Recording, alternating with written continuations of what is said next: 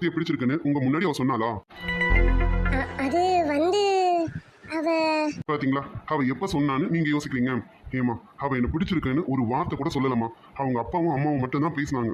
நாங்க எது சொன்னாலும் எங்க பொண்ணு ஒத்துக்குவா, சரின்னு சொல்லுவா அப்படின்னு அவங்க அப்பாவும் அம்மாவும் மட்டும் தான் பேசினாங்களே. நான் அதுக்கப்புறம் தான் அவளை காலேஜில் போய் பார்த்தேன். எனக்கு அவளை பிடிச்சிருந்துதான்.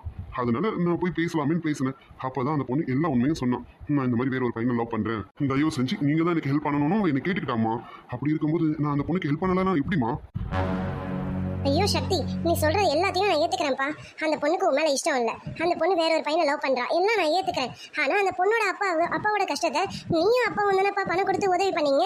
ஏமா, அந்த பணத்தை நம்மளால திருப்பி சம்பாதிக்கவே முடியாதம்மா. சக்தி, நானும் சரி அப்பாவும் சரி பணத்தை ஒரு விஷயமா நினைக்க மாட்டோம்னு உனக்கே நல்லா தெரியும். நாங்க பணத்தை ஒரு விஷயமா நினைக்கலதான். ஆனா இப்போ உன் வாழ்க்கை இப்படி நிக்குதே, அதை நினைக்கும் போது எங்களுக்கு கஷ்டமா இருக்கு. இது ஒரு பக்கம்னா இன்னொரு பக்கம் அங்க பொண்ணு வீட்லயும் அவங்க அப்பாக்கு எந்த விஷயமும் தெரியாதே. நாங்க நிச்சயதார்த்தம் குறிச்ச உடனே அவரும் சந்தோஷம் தானே பட்டாரு.